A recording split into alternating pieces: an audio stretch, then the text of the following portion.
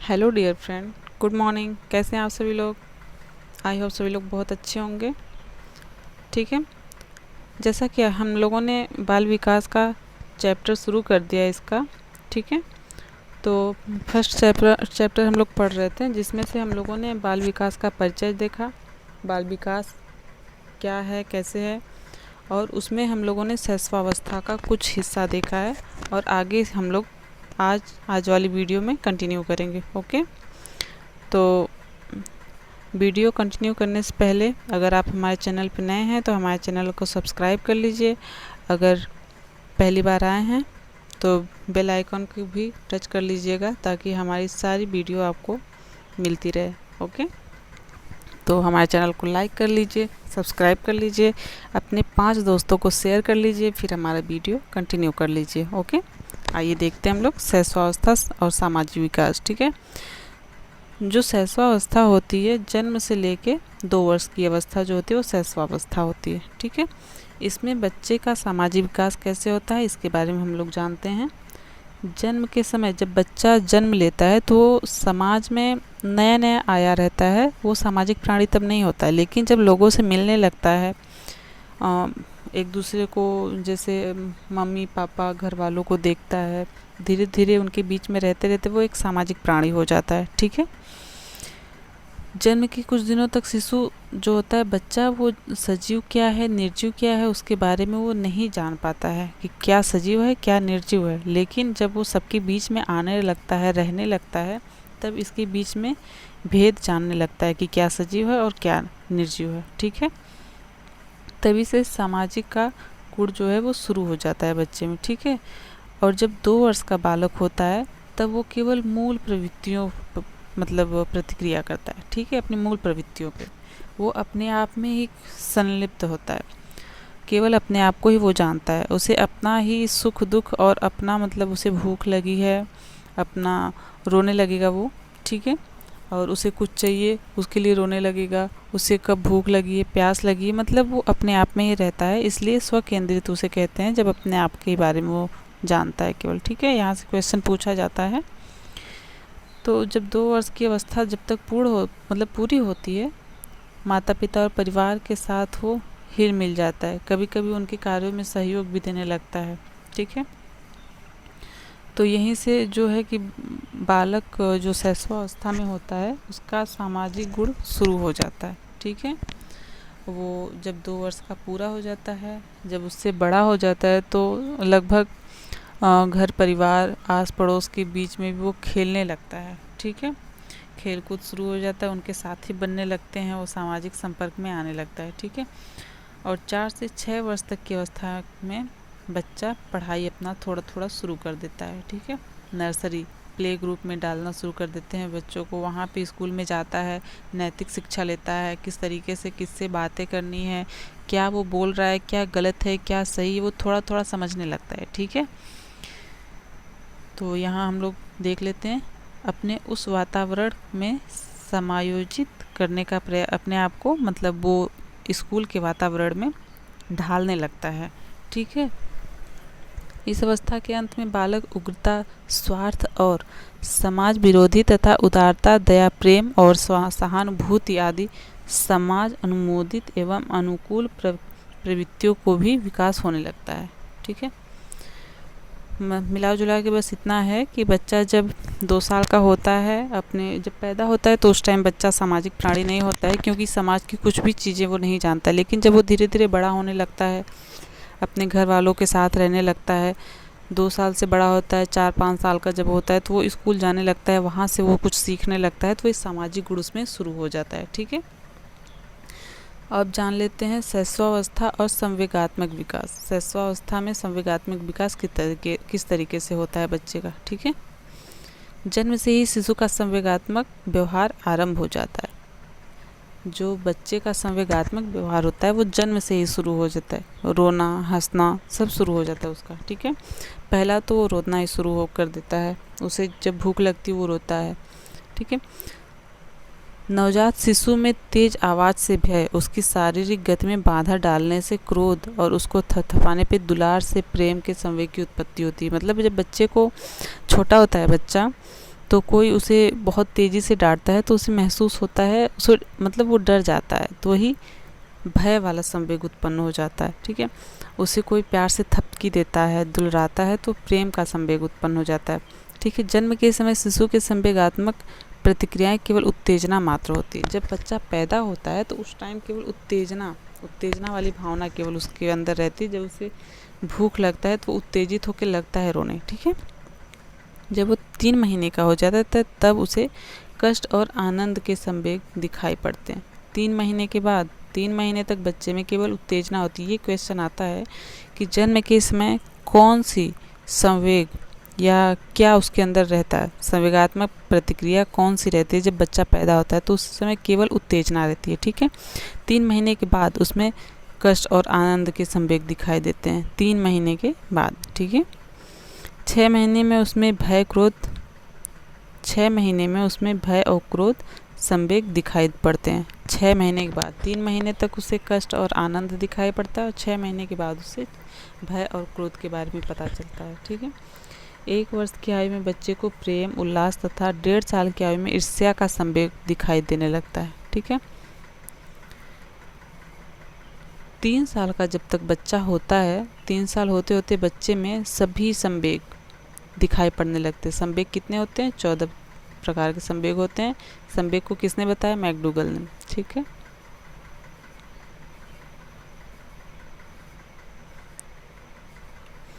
अब शैशवावस्था और उसकी शिक्षा के बारे में जान लेते हैं।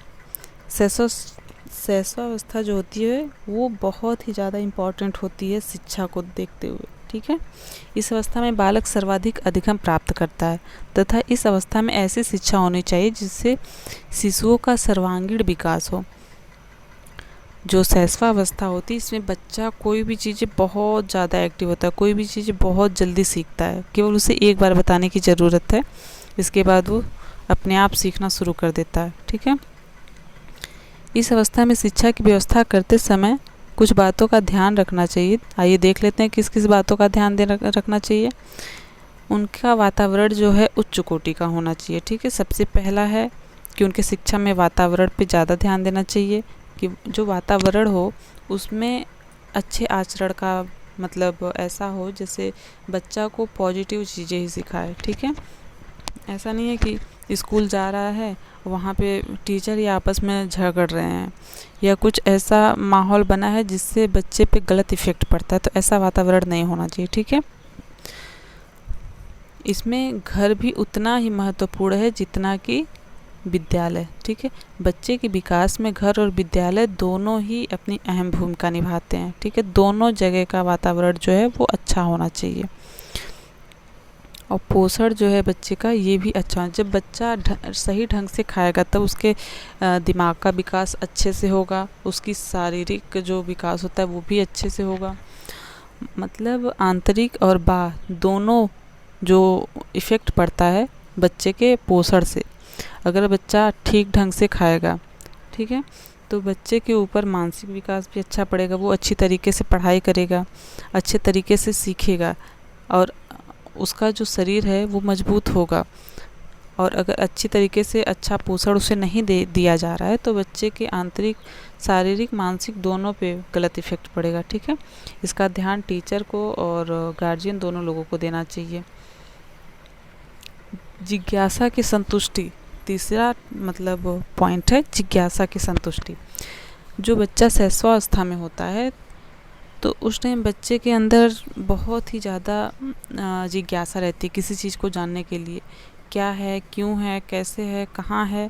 मतलब इतना ज़्यादा क्वेश्चन कर देते हैं बच्चे कि इंसान परेशान हो जाता है। तो वहाँ परेशान नहीं होना है, बच्चे को संतुष्ट करना है। वो जो जानना चाहते हैं उसके बारे में उसे बताएं। ठीक है, ताकि वो उसके बारे में अच्छे तरीके से जानकारी रख सके। उसे जितना भी क्वेश्चन पूछे सारे क्वेश्चन का जवाब देना चाहिए ताकि बच्चा संतुष्ट हो जाए। ठीक है, देख लेते हैं। शिशु की ज्ञानेंद्रियों के द्वारा विभिन्न प्रकार के अनुभव प्राप्त होने लगते हैं। इस माध्यम से वह विभिन्न प्रकार की वस्तुओं के संबंध में प्रश्नों के माध्यम से अपनी जिज्ञासाओं को शांत करने लगता है।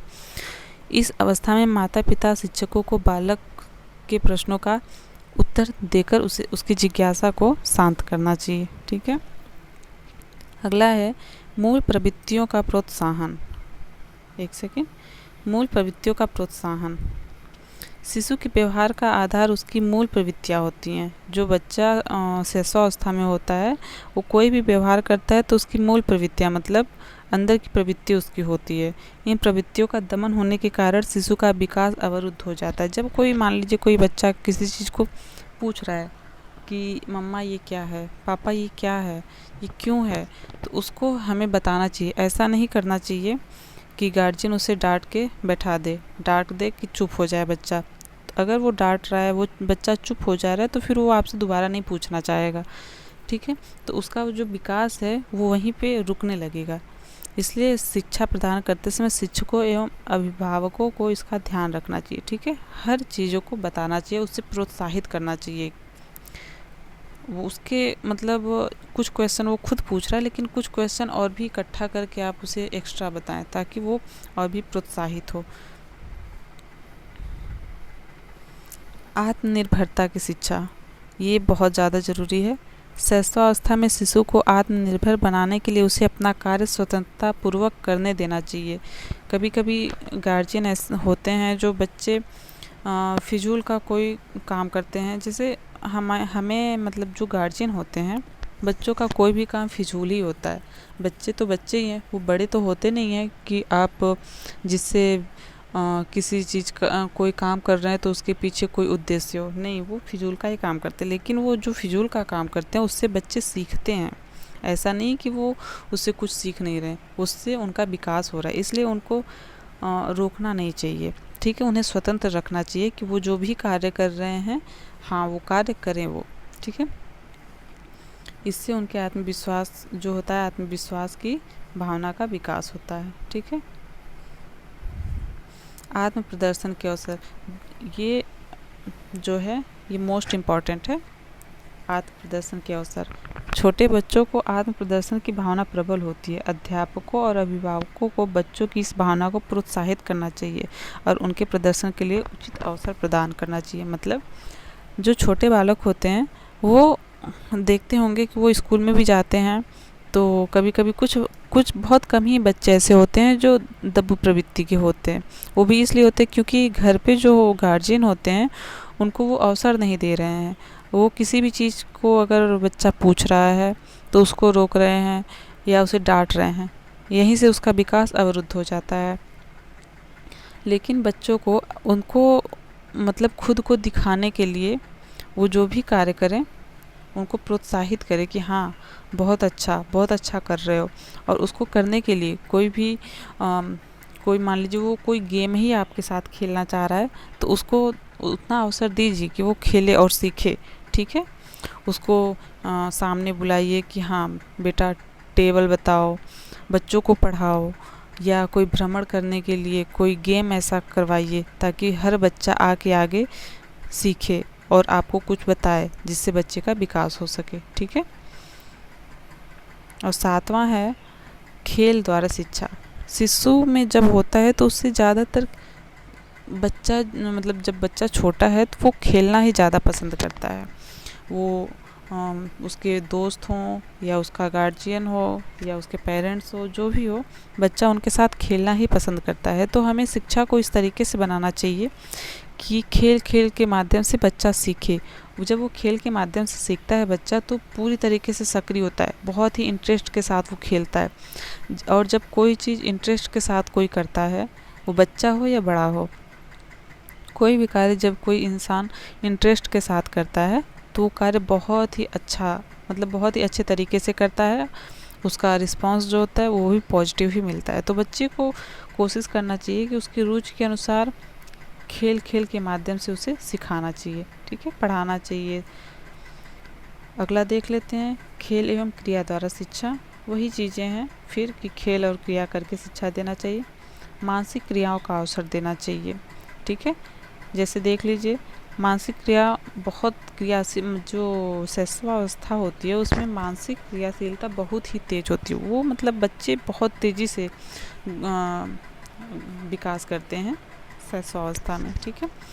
इसलिए बालकों के लिए टीचर और पेरेंट्स को चाहिए कि उस बच्चों को ध्यान, तर्क, चिंतन, कल्पना, मानसिक क्रियाओं करने के लिए उचित अवसर प्रदान करें। बच्चों को कोई ऐसा टॉपिक पढ़ाएं आप, ठीक, कोई ऐसा टॉपिक या कोई ऐसी कहानी आप उसे बताएं और उसके लिए उसे तर्क करने के लिए, अगर ऐसा नहीं होता तो ऐसा क्या होता, अगर पृथ्वी पे जानवर नहीं होते तो हमारा क्या होता, अगर पृथ्वी पे पेड़ पौधे नहीं होते तो क्या होता इस धरती पे। इससे बच्चा सीखेगा कि मतलब पेड़ पौधों की महत्वपूर्ण भूमिका हमारे कितनी है हमारे जीवन में। तो इसलिए मानसिक क्रियाओं का अवसर देना चाहिए बच्चों को। और वही अगला भी टॉपिक वही है, मानसिक विकास हेतु अवसर, मानसिक क्रियाओं के लिए भी अवसर देना चाहिए। सामाजिक आदर्शों एवं मूल्यों का ज्ञान प्रदान करके उसके व्यवहार को सामाजिक बनाया जा सकता है, ठीक है। और ये बहुत ज़्यादा इम्पॉर्टेंट है, व्यक्तिगत विभिन्नता का उचित ध्यान।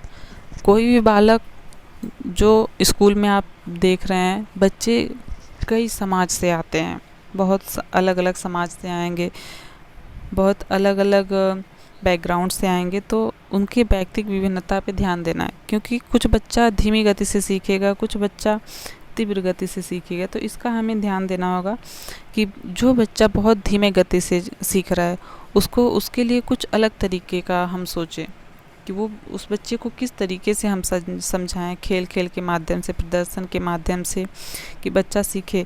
और कुछ बच्चे तीव्र गति से सीखते हैं तो उनके लिए भी कुछ अलग तरीके से सिखाना चाहिए। तो मतलब कहने का ये है कि बच्चों के व्यक्तिगत विभिन्नता जो होती है उसका पूरी तरीके से ध्यान रख के ही पढ़ाई करवानी चाहिए, ताकि हर बच्चा सीखे और हर बच्चा आगे बढ़े। अब देख लेते हैं हमारा बाल्यावस्था, ठीक है। तो बाल्यावस्था में शारीरिक विकास कैसे होता है।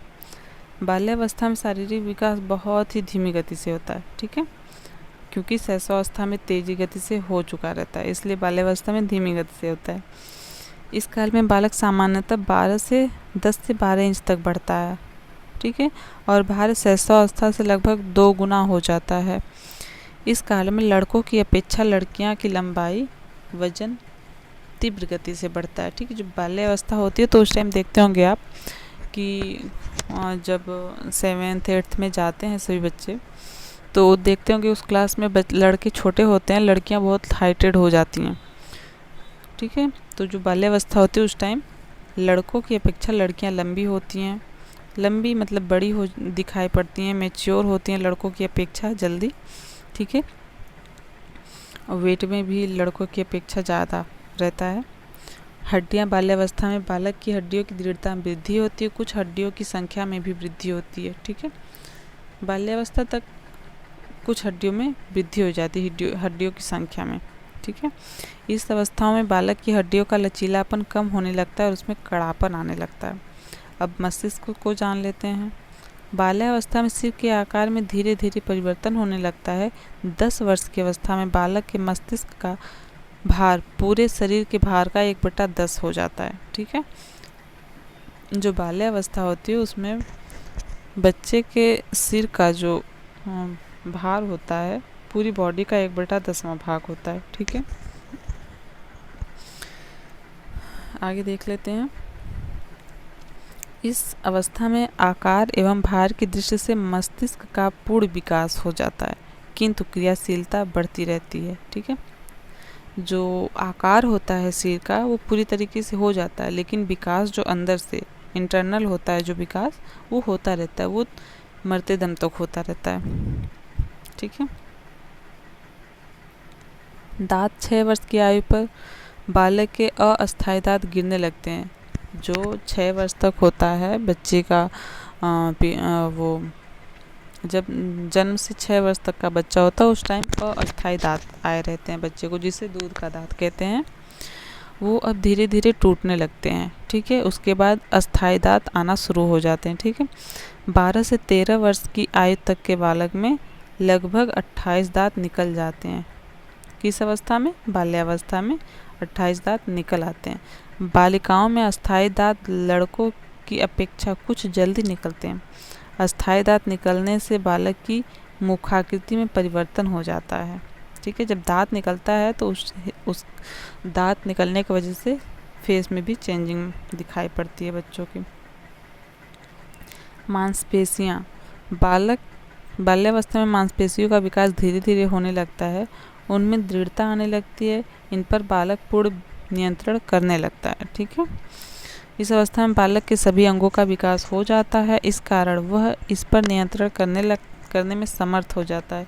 इन अवस्था में लड़के लड़कियों के यौनांगों का विकास तेजी से होता है, हृदय की धड़कन जो होती है वो सामान्य होने लगती है। ठीक है, पहले जो था बच्चा शैशवावस्था में था, उस टाइम बच्चे की धड़कन अनियमित थी, लेकिन अब बाल्यावस्था में सामान्य होने लगती है। ठीक है, इसका मानसिक विकास जो होता है बाल्यावस्था का, इसे देख लेते हैं। जब बच्चे का बाल्यावस्था में मानसिक विकास किस तरीके से होता है, बच्चा जब बाल्यावस्था में जाता है तब तक उसके मानसिक विकास जो होता है वो एक तरीके से काफ़ी परिपक्व हो जाता है। ठीक है, वो कोई भी चीज़ें अच्छी तरीके से सोचने लगता है, पॉजिटिव नेगेटिव, इसका कोई काम कर रहा है तो इसका पॉजिटिव क्या होगा, इसका नेगेटिव क्या इफ़ेक्ट पड़ेगा, इन सब एक तरीके से परिपक्वता आ जाती है, मैच्योरिटी आ जाती है। ठीक है, और छठे वर्ष में बालक की बुद्धि मानसिक शक्तियों का पर्याप्त विकास हो जाता है, वह सार्थक शब्दों का सही उत्तर देने लगता है। उससे कोई क्वेश्चन करते हैं तो आपको जो है उस प्रश्न का जवाब भी देने लगता है सही तरीके से। ठीक है, उसमें याद करने की, कल्पना करने की पर्याप्त विकास हो जाता है। ठीक है, कोई भी चीज़ याद रखने लगता है, कि किसी भी चीज़ पे तर्क करने लगता है, कल्पना करने लगता है, और भाषा का सही ज्ञान उसे होने लगता है। ठीक है, मतलब जब 8 वर्ष का बच्चा हो जाता है तो वो वाक्यों को ठीक ठाक बोलने लगता है, कहानी कविताओं को अच्छी तरह दोहराने लगता है। 9 वर्ष होने तक 4 अंकों की संख्या को उल्टे क्रम में दोहरा लेता है, पैसे रुपए गिनने लगता है, जोड़ना घटाना, दिन तारीख महीना वर्ष, ये सब चीज़ें बच्चे में आने लगती हैं। ठीक है, तो अब देख लेते हैं बाल्यावस्था का संवेगात्मक विकास। बालक की संवेग मात्र उत्तेजना न होकर उसकी अभिव्यक्ति में सामाजिकता प्रकट होने लगती है। जब शैशवावस्था थी उस टाइम बच्चे में एक संवेग था, उत्तेजना, जब बच्चा पैदा हुआ था, लेकिन अब जब बाल्यावस्था में आ गया बच्चा तो उसमें सामाजिकता दिखने लगती है, उसके दोस्त बनने लगते हैं, वो कुछ बोलने से पहले सोचने लगता है कि अगर हम ये चीज़ें बोल रहे हैं तो सामने वाले के ऊपर क्या इफ़ेक्ट पड़ेगा, क्या हम सही बोल रहे हैं या हम गलत बोल रहे हैं, कहाँ पे किस शब्दों का प्रयोग करना है। ठीक है, और ये जैसे कि जब क्रोध होता है शैशवावस्था में वो जिद्दी होता है, लेकिन बाल्यावस्था में वो जो संवेग होते हैं उस पर कंट्रोल करना भी सीखने लगता है। ठीक है, इस अवस्था में बालकों में संवेगों का दमन करने की क्षमता पैदा हो जाती है।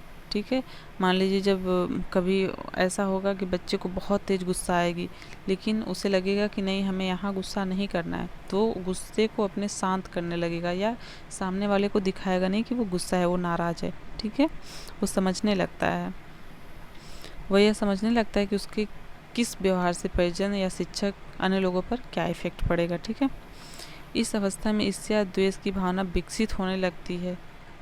इसका प्रकटीकरण यह चिढ़ाना, उपेक्षा करना, निंदा करना, आरोप लगाना, व्यंग्यात्मक भाषा का प्रयोग, ये सब शुरू होने लगता है बाल्यावस्था में। ठीक है, बाल्यावस्था में भय कम हो जाता है और शैशवावस्था में भय ज़्यादा था। ठीक है, क्योंकि बालक बहुत सी चीज़ों से परिचित हो जाता है और वातावरण पर उसका नियंत्रण बढ़ जाता है। ठीक है, बालक दुर्घटना से, भूत प्रेत से, मृतक आदि बातों से, कक्षा में पिटाई से डरने लगता है। उसे मतलब समाज में कोई अपमानित कर रहा है, परीक्षा में उत्तीर्ण होने से, इन सब चीज़ों से वो डरने लगता है। ठीक है, बाल्यावस्था में इस अवस्था में भी जिज्ञासा प्रबल होती है। जैसे शैशवावस्था में जिज्ञासा ज़्यादा तेज होती है, उस तरीके से बाल्यावस्था में भी जिज्ञासा तेज होती है। और आनंदमयी स्थिति आने पर बालक प्रसन्न और प्रफुल्ल हो जाता है। वह जिसके साथ रहता है, खेलता है, उसके प्रति उसे स्नेह का भाव प्रकट होने लगता है, मतलब वो दोस्त बनाने लगता है बाल्यावस्था में। ठीक है, इस प्रकार इस अवस्था में बालक विभिन्न प्रकार के संवेग जैसे भय, निराश, चिंता, व्यग्रता, कुंठा, स्नेह, प्रेम, प्रशंसा सभी स्पष्ट रूप से दिखाई देने लगते हैं कि कब वो गुस्सा हो रहा है, कब खुश हो रहा है, कब क्या कर रहा है, ये सब हमें दिखने लगता है। अब बालक का सामाजिक विकास कैसे होता है? बालक का संपर्क बाह्य शक्तियों से अधिक होता है। बालक अब उसके पास ज़्यादा दोस्त होने लग रहे हैं, वो कॉलेज स्कूल मतलब स्कूल में जाने लग रहा है, वहाँ टीचर से मिल रहा है, ढेर सारे फ्रेंड्स बन रहे हैं, तो उसका जो बाहरी संपर्क है वो बढ़ जाता है, जिस कारण उसका सामाजिक विकास बहुत तेज़ी से बढ़ता है। ठीक है, वो सामाजिक विकास तेज़ी से करने लगता है।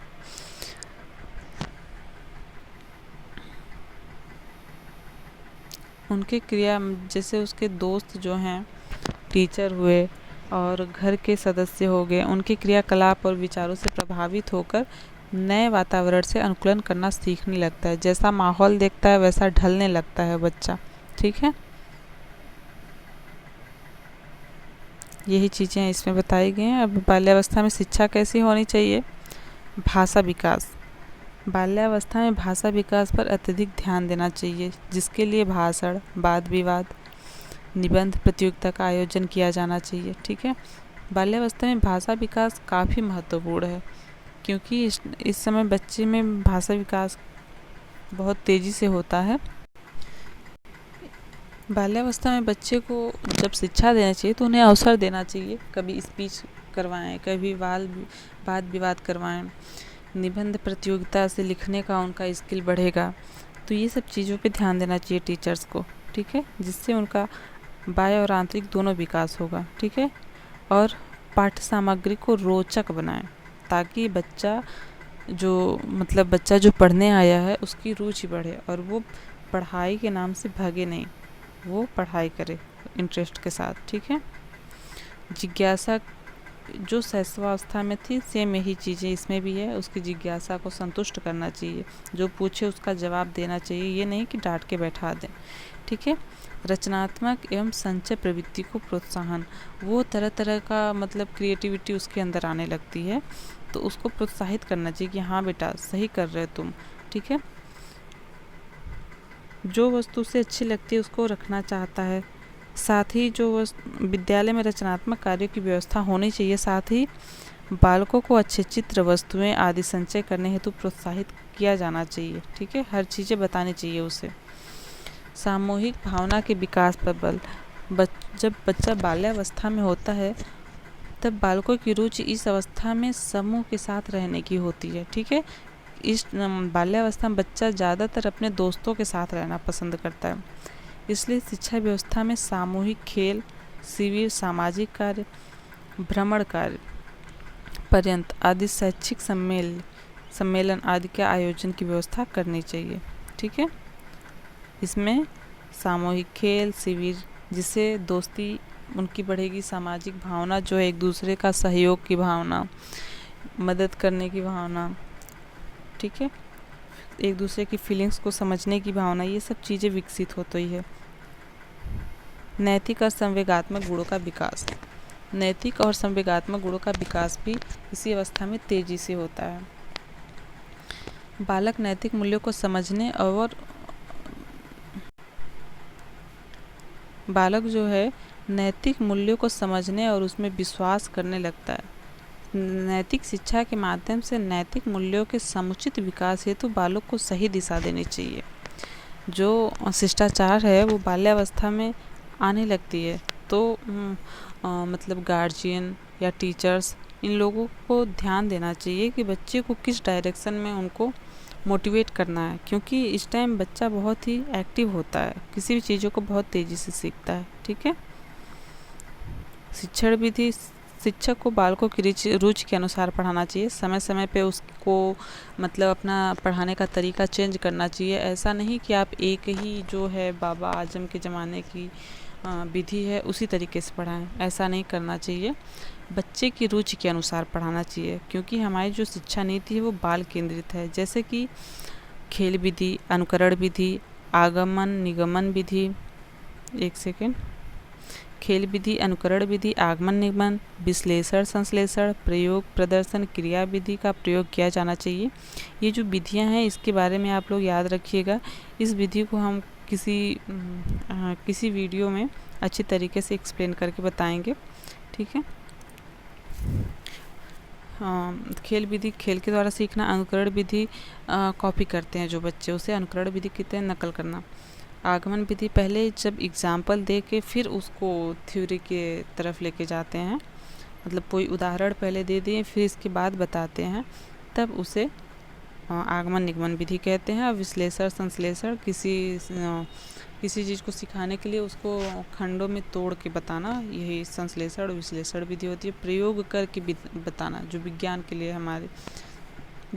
लिए महत्वपूर्ण होता है, वो प्रयोग प्रदर्शन विधि और क्रिया विधि के द्वारा शिक्षण करवाना चाहिए। ठीक है, अब आ जाता है किशोरावस्था। ठीक है, ये बहुत इंपॉर्टेंट है। यहाँ से एक बहुत ही फेमस क्वेश्चन है, स्टैनले हॉल का कथन है कि तनाव तूफान की अवस्था किसे कहते हैं, तो किशोरावस्था को कहते हैं। ओके, इसमें देख लीजिए शारीरिक विकास, इसकी लंबाई, इसमें लंबाई बच्चे की, लड़कों की लंबाई तीव्र गति से बढ़ती है, यहाँ पे लड़कियों की लंबाई रुक जाती है, क्योंकि 18 वर्ष के बाद लड़के जो होते हैं वो 18 वर्ष के बाद लंबाई खींचते हैं।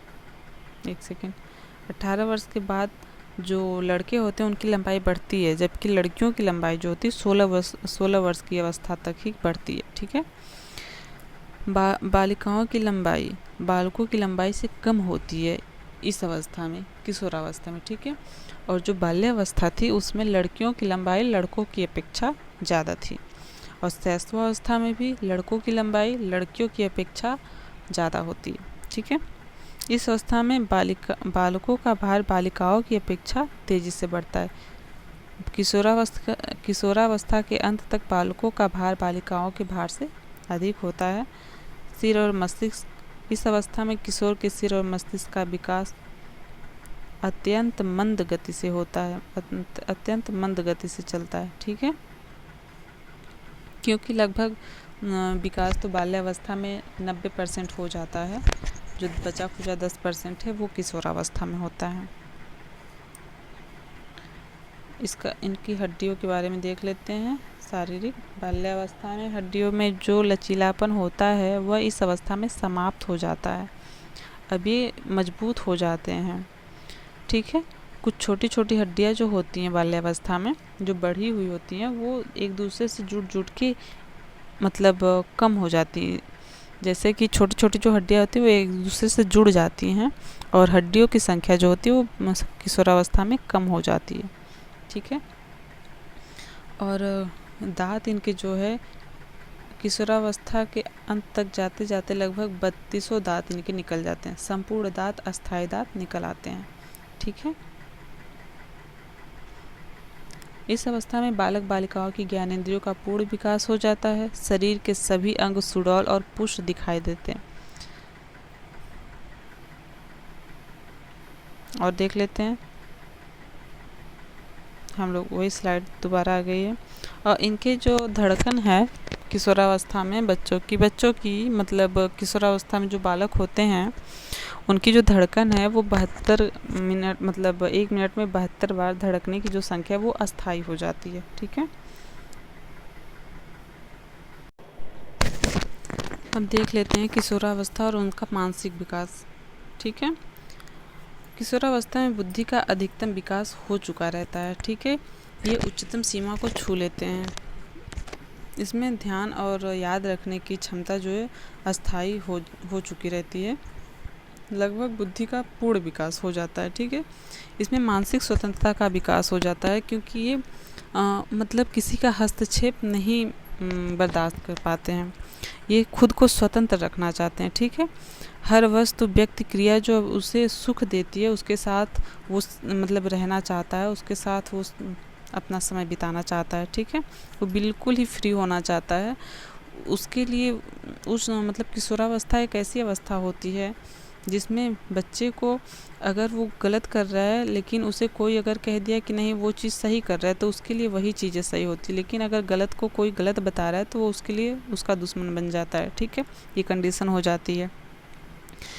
उच्चतर मानसिक शक्तियों का विकास हो जाता है, इसमें चिंतन, तर्क और कल्पना की शक्ति का निर्णय लेने की शक्ति, समस्या निराकरण करने की योग्यता, ये सब पर्याप्त विकसित हो जाती है। ठीक है, और रुचियों की विविधता देख लेते हैं। किशोरावस्था में रुचि का विकास बहुत तीव्रता से होता है। ठीक है, बालक बालिकाओं में कुछ रुचियां समान होती हैं।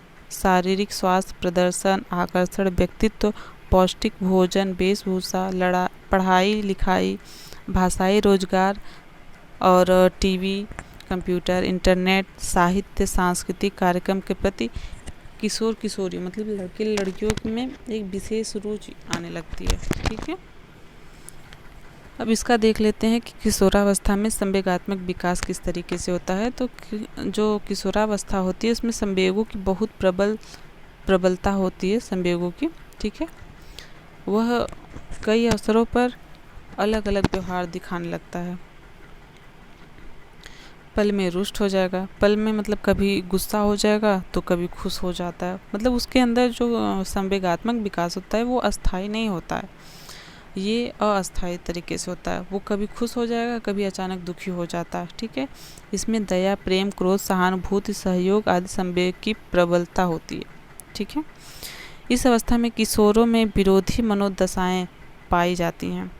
वो विरोधी भाव हो जाता है किशोरावस्था में बालक हो या बालिका, क्योंकि उसे उसके हिसाब से चलना ज़्यादा अच्छा लगता है। वो किसी और का हस्तक्षेप बर्दाश्त नहीं करता। ठीक है, एक ये कथन है कि बहुत ही इम्पोर्टेंट है, इसे आप लोग याद रखिएगा। BN झा का ये लिखा है, झा रहना चाहिए। किशोरावस्था में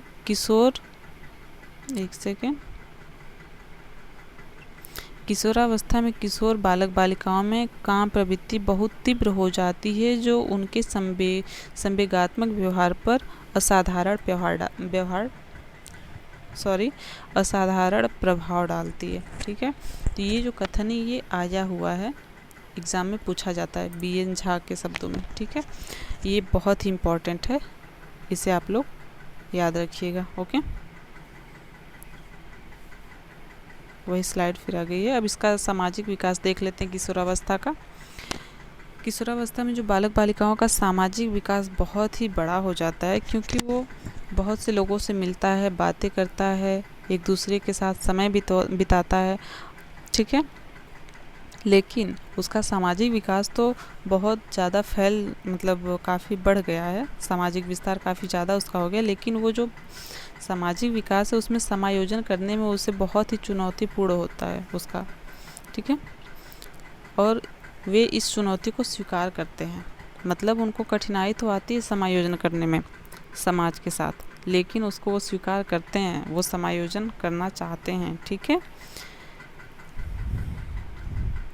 उनके लिए जटिलता कौन कौन सी है? धन, बल, प्रेम विवाह, पारिवारिक जीवन, भावी व्यवस्था, स्वतंत्र जीवन व्यतीत करने की इच्छा, जीवन के प्रति निश्चित दृष्टिकोण का निर्माण आदि का सामना करना पड़ता है, जिसका प्रभाव उनके सामाजिक विकास पर पड़ता है। ठीक है, किशोरावस्था में मतलब बालक बालिकाओं में कुछ ऐसे मित्र बन जाते हैं जिससे वो खुलकर बातें करते हैं। ठीक है, कुछ ऐसे दोस्त बन जाते हैं जिससे वो खुलकर बातें करते हैं। कुछ ऐसे उनके दोस्त होते हैं जिससे वो खुलकर बातें करते हैं। ऐसे दोस्त उनके बहुत कम ही होते हैं। ठीक है, किशोरों का अपना अलग समूह का निर्माण करने लगते हैं, और इस किशोरावस्था में ही लड़का जो होता है लड़की के प्रति, और लड़की जो होती है लड़का के प्रति आकर्षित होने लगती है। उनके वेशभूषा, केश विन्यास, जो बनाव, श्रृंगार और व्यवहार आदि के द्वारा दूसरे के सामने अपनी उपस्थिति को दिखाते हैं। ठीक है, तो किशोरावस्था यही है। विकास और अधिगम हम लोग देख लेते हैं।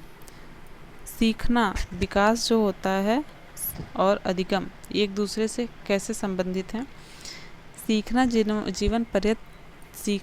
जीवन पर्यंत चलने वाली प्रक्रिया है, जिसे ही हम लोग क्या कहते हैं? अधिगम। सीखना और सिखाने की प्रक्रिया को ही हम अधिगम कहते हैं। अगर हम कुछ सीखे हुए हैं, वही किसी और को हम सिखा रहे हैं और उससे कुछ सीख रहे हैं, यही अधिगम होता है। ठीक है, अधिगम और विकास एक दूसरे से अंतः संबंधित है। विकास भी अधिगम को प्रभावित करता है और अधिगम भी विकास को प्रभावित करता है। विकास व अधिगम एक समान गति से आगे नहीं बढ़ते। बालक के विकास अवस्था का ज्ञान यदि शिक्षक को होगा तो वह शिक्षण विधि तथा वातावरण का व्यवहार एक सेकेंड